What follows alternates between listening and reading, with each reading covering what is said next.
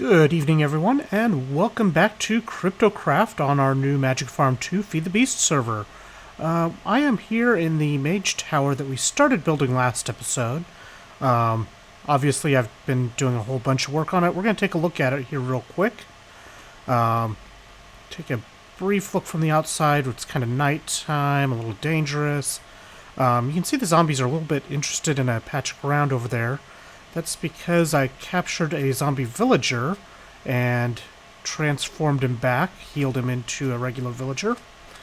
So we can take a look at the tower here. You can see it's quite tall. There's a little bit of a kind of a weird claw shape at the top. I like that a lot. We have this weird platform on the side here. We got some reeds growing around. I've actually got farms, little mini farms all the way around. We got potatoes growing on this side. Got some wheat over here, and the other two sides are all sugarcane right now. Now I've also got this bottom floor, kind of miscellaneous room. I've been using it for different things. Storage mostly right now. I got a little bit of thermal expansion gear set up here, including a igneous extruder, which made a ton of stone for me. And I've also made these, I made the walls a little bit wider, a little bit thicker, all the way around, which let me have some space here, which I've got item duct running down. We'll see what that's for a bit later. And now we're going to run upstairs here. This is the smeltery level. Currently just using it for smelting materials. Got a nice smeltery in there. We can look down inside of it. Pretty cool. This will end up being the kitchens, I think. I'm not entirely sure yet. I've got it, kind of have it marked out for the kitchens right now. And then this level is going to be the bee genetics area with a platform up here for our bees, which just got a couple of the basic types of bees up and running right now. And at the very top, I don't know what I'm going to do with this empty space here, but at the very top, on the very top of the tower is where I'm planning on having most of the Thaumcraft related things, as soon as I figure out how to make a cool way up and down for it. Now, this episode, we're going to start working on a better way of producing power and supplying us with all the food we can possibly need, as well as all of the, provide lots of apples. It'll also provide us with a large number of saplings and other materials that we'll need. You can see here I've got in the arms out here, I have an item duct embedded. I've got a fluid duct, and I've got our power conduit. And I just actually connected the power conduit to a temporary connection inside, just so that we can have that working for now. Probably want this to go down right for the moment. And in my inventory, I have all the blocks we need for a nice big multi-block farm from forestry. So we're going to get that set up. Now we have a control module. Turns out I didn't actually need the control module, but I made it anyway because I didn't realize what it was for before I made it. So we're going to put our gearbox over the power, put a hatch over our item duct, and we're going to put a fluid duct, or the valve over our fluid duct. And the rest of these, we're just going to build up like so. And I've already got this set up with this platform so that it's at the right height. Our farm will fill in all of this extra space here. I'm going to put the control module in the middle just because hopefully it won't do the wrong thing. Now it's filling up with water. Now, the one drawback to this is I do have to manually fill it up with the fertilizer and saplings. Unfortunately, if I try to have all of that done automatically, it gets really ugly, and I don't think the fertilizer will be used fast enough to really be too much of an issue. Go ahead and make some. I think if we surround... That's right, it's surround with ashes to get the better... And I don't have ashes. So let's put those in there. Get a stack of it to start. And let's go downstairs and get some dirt. I'm also going to be trying a little bit shorter episodes, at least for a little bit. Maybe do 10 to 15 minute episodes and see how that goes. And that's mostly to try and get higher view percentage. Okay, so there's the fertilizer. And you can see it's starting to spread out the dirt. Now we need to get some saplings. And I'm every once in a while getting a weird stall. Look at it go. Might need to grab another stack of dirt to stick in here. And I think we want... Oak saplings are the best bet here. There we go. Grab another stack of dirt. I should have grabbed those when I was down there to begin with. But, oh well. So yeah, probably 10 to 15 minute episodes. And see how things go with that. Now it's going to start spreading out the saplings. Now what this won't do quite yet is it's not going to start extracting items from the farm. But that's actually okay for the moment. What I'm probably going to do off camera here... Is that all of them? No, it's still spreading them out.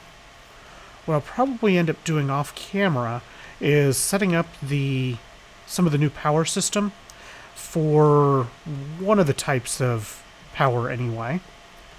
We'll go down and take a look at what I've got planned here. I shouldn't have come down here. That was kind of silly. So, yeah, it's looking pretty good. This should pretty much take care of itself. The water and power are all taken care of. I might have to restock it with fertilizer on occasion. That should be okay. So inside, I actually built 4 pillars to kind of support the whole tower, because it seemed like just floating didn't make any sense, even though it is a mage tower. So there's a pillar in each corner of the circle that doesn't have corners. But yeah, there's a pillar in each corner. And if we go down here, this is kind of the entrance to the mines. I've got a water door on 2 of the legs so far. And you can see out into the nice kelp forest. Really dark out there. I should grab some of the night vision potions that I've collected.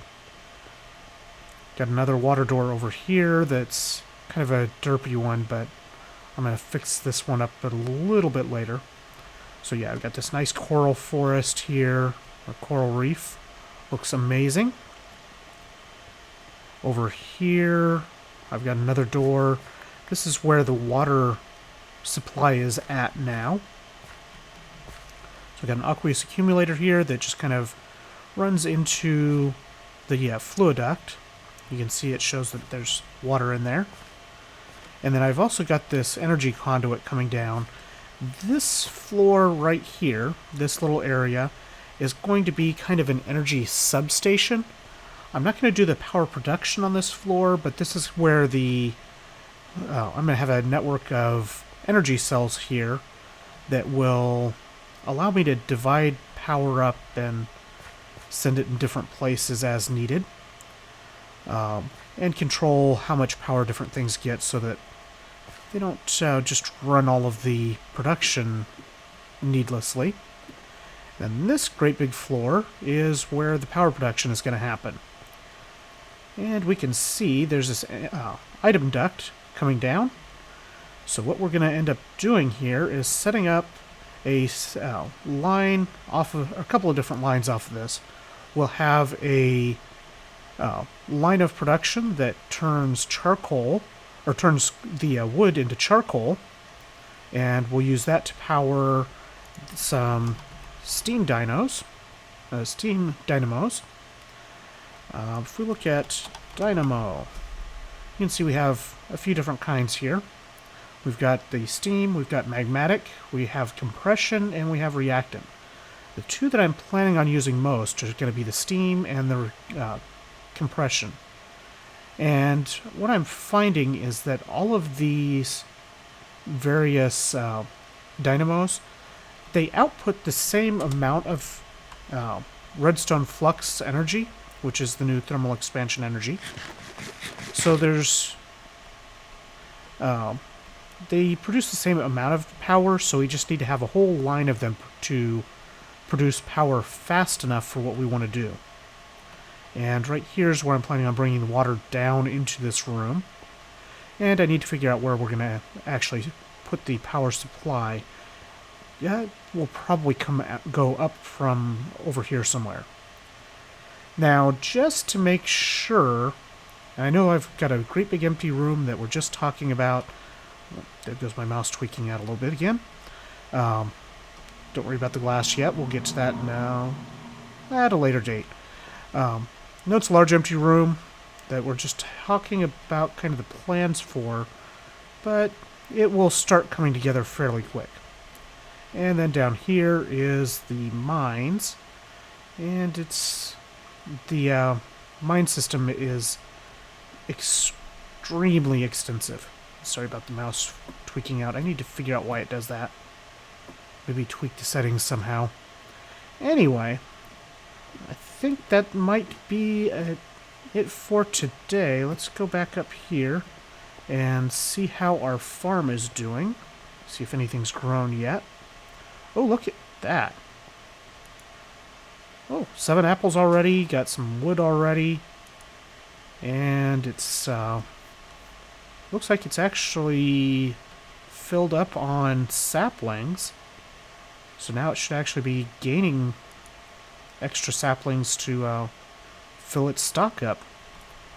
Excellent. That happened quite quickly. So, with that, we have a working tree farm now.